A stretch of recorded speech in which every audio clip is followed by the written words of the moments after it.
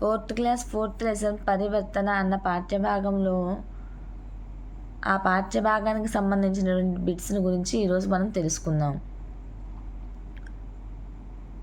పడవ నడపవోయి పూల పడవ నడపవోయి అనే గేయంను రచించింది ఎవరు? వింజమూరి శివరామారావు. పరివర్తన పాఠం యొక్క ఇతివృత్తం ఏమిటి? పిల్లల స్వభావం. పరివర్తన అనే పాఠం యొక్క ప్రక్రియ ఏమిటి? కథా ప్రక్రియ. కౌరవ పాండవులకు విలువిద్య గురువు అని ఎవరిని చెప్పుకుంటాము? ద్రోణుడు. ఉపాయం అనే పాఠం ఒక డాష్ ఇతిహాసం. వింజమూరి శివరామారావు గారు ఎక్కడ జన్మించారు? తూర్పుగోదావరి జిల్లా. పరివర్తన పాఠం యొక్క రచయిత ఎవరు? వెంకట పార్వతీశ కవులు. రాము అనే బాలుడు ఎదుటివారి మాటలకు చిన్నబుచ్చుకున్నాడు. ఈ వాక్యంలో చిన్నబుచ్చుకొను అను పదానికి అర్థం ఏమిటి? నిరాశపడు. పరివర్తన అనే పదానికి అర్థం ఏమిటి? మార్పు. వెంకట పార్వతీశ కవులు ఎక్కడ జన్మించారు? తూర్పుగోదావరి జిల్లాలో జన్మించారు. పరివర్తన పాఠంలో బాబు నువ్వు కూడా తయారయ్యి బడికి వెళ్ళు అని ఎవరు అన్నారు? రాము వాళ్ళ అమ్మ రాముతో అంది. కాకి కాకి మనం ఆడుకుందామా అని అడిగింది ఎవరు? రాము.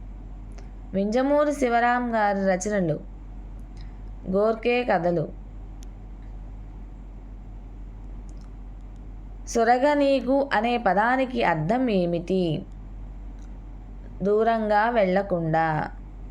సొరగనీకు అనే పదానికి అర్థం ఏమిటి?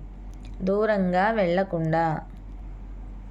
ద్రోణుడు విలువిద్య నేర్పడానికి అంగీకరించగానే ఎవరు పరుగున వచ్చి ద్రోణుడికి పాదాభివందనం చేశారు?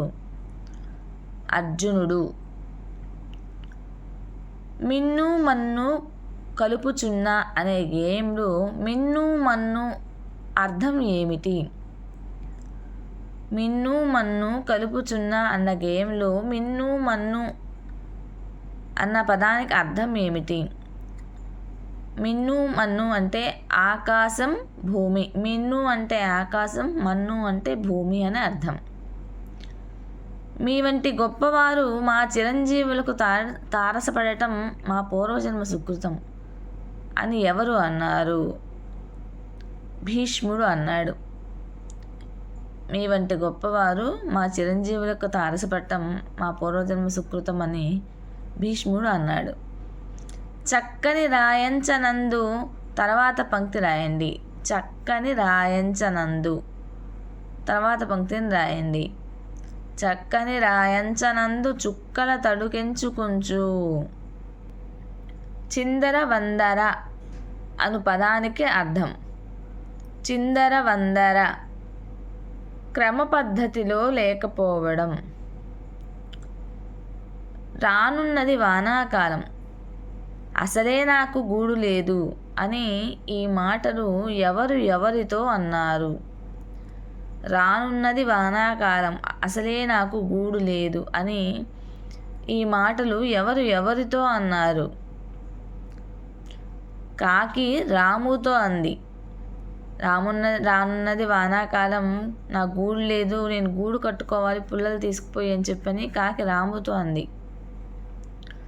నాకు అంత తీరిక లేదు, పని ఉంది అని ఎవరు ఎవరితో అన్నారు? నాకంత తీరిక లేదు, పని ఉంది అని ఎవరు ఎవరితో అన్నారు? రాముతో తేనెటీగ అంది. రాముతో తేనెటీగ అంది. చక్కని రాయంచనందు అన్న గేయ పంక్తులను రాసినటువంటి గేయకర్త ఎవరు? చక్కని రాయంచనందు అన్న గేయ పంక్తులను రాసిన గేయకర్త ఎవరు? వింజమూరి శివరామారావు. ఉపాయం అనే పాఠము డాష్. ఉపాయం అనే పాఠము ఇతిహాసానికి సంబంధించినటువంటిది మహాభారతం. ఉపాయం అనే పాఠము ఇతిహాసానికి సంబంధించినటువంటిది. ఇది మహాభారతం.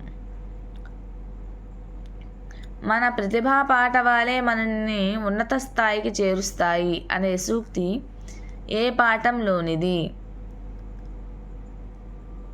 ఉపాయం. మన ప్రతిభా పాఠవాలే మనల్ని ఉన్నత స్థాయికి చేరుస్తాయి అనే సూక్తి ఉపాయం పాఠంలోనిది. నీటి గలగల పక్షుల కిలకిల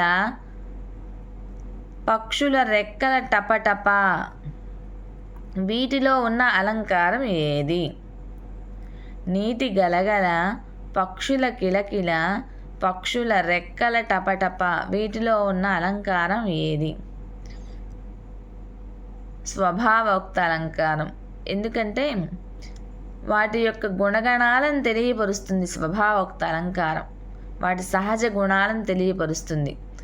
నీరు గలగల అన్న శబ్దం చేస్తుంది, పక్షులు కిలకిల రావాలు వినిపిస్తాయి, అలానే పక్షుల రెక్కలు టపటపలను శబ్దాన్ని చేస్తూ ఉంటాయి. ఇవన్నీ కూడాను ఆ జాతి యొక్క స్వభావాలన్నమాట. కాబట్టి మనం స్వభావోక్త అలంకారంగా చెప్పుకుంటాము. తేనెటీగ. తేనె ప్లస్ ఈగ తేనెటీగ. ఇది ఏ సంధికి చెందినది? టుగాగమ సంధి. ఊరు దాటి ఏరు దాటి తర్వాత పంక్తి. ఊరు దాటి ఏరు దాటి తరువాత పంక్తి. ఊరు దాటి ఏరు దాటి కడలి 4 కడలు దాటి. కడలి 4 కడులను దాటి. సో టీచర్స్, మీకు కనుక ఈ వీడియో నచ్చినట్లయితే ప్లీజ్ లైక్ చేయండి, షేర్ చేయండి, సబ్స్క్రైబ్ చేయండి. ప్లీజ్ టీచర్స్, మీరందరూ వీడియోస్ అన్నీ గమనిస్తున్నారు కానీ లైక్ చేయడం లేదు. కొంచెం మాకు కూడా సపోర్ట్ ఇవ్వండి. అలానే మీకు తెలిసిన వాళ్ళ చేత మా ఛానల్ గురించి వివరించి వాళ్ళకి నచ్చితేనే ఈ ఛానల్స్ని సబ్స్క్రైబ్ చేయమని చెప్పండి. మీ ద్వారా మాకు కూడా ఒక సబ్స్క్రైబర్ వచ్చినట్లుగా ఉంటుంది. సో మాకు సపోర్ట్ చేసినట్లుగా ఉంటుంది. మీకు విలువైనటువంటి వీడియోస్ని అప్లోడ్ చేయడానికి ప్రయత్నిస్తాను. అంతేకాకుండా మీకు ఏ వీడియోస్ కావాలో నాకు కామెంట్ బాక్స్లో కామెంట్ చేయండి. అదేవిధంగా మీకు నచ్చినటువంటి వీడియోస్ని అప్లోడ్ చేయడానికి ప్రయత్నిస్తాను. ఇట్లు మీ సువర్ణ టీచర్.